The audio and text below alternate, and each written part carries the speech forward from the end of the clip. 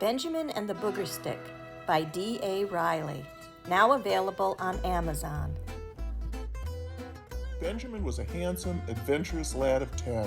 From his good looks, courage, and athletic abilities, one would have thought he would be popular, but nope. One reason for this misfortune was that he had red hair. No one's hair was as red as Benjamin's, or so all the other kids claimed. Benjamin also developed a runny nose, a nose that he was always blowing. This brought much unwanted attention.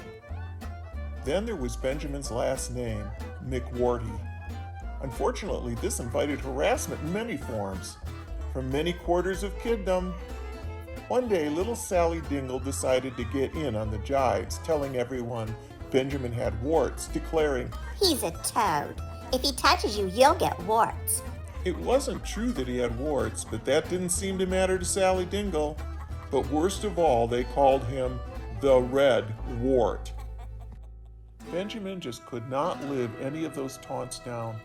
It wasn't that he didn't have friends, because in fact he had plenty. The trouble was that even his so-called friends enjoyed mocking him for things he couldn't help. One day Benjamin was invited to a birthday party. The day of the party was beautiful and bright. He was thrilled to have been included.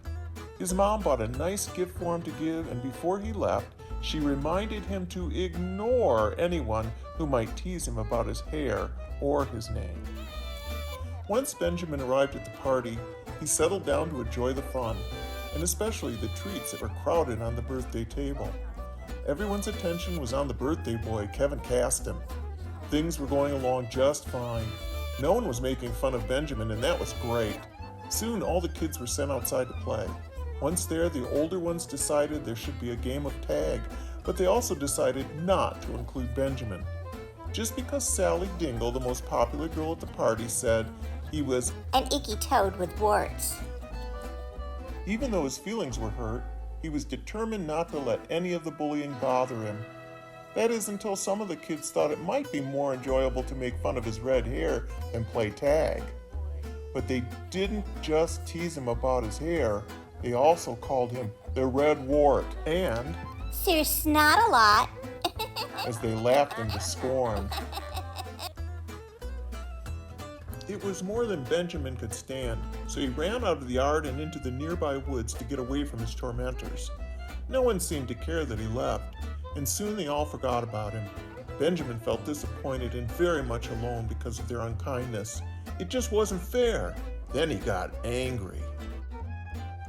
He finally stopped running because his nose started to drip.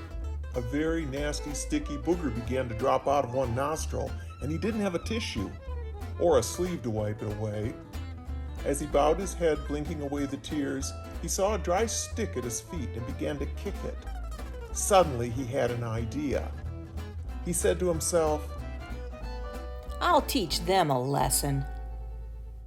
So he picked up the stick and began to pull the sticky, stretchy booger out of his nose, carefully wrapping the snot around one end of the stick. The booger proved to be very long and green. It was hideous.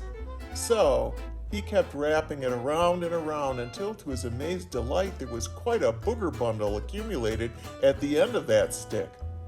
It even had a bright streak of blood and last stretch as a finishing touch. It was gross. But to Benjamin, it was a work of art. Then he said aloud, Now, I'll show them they can't mess with me anymore. I'll chase them down with my awesome, mighty booger stick.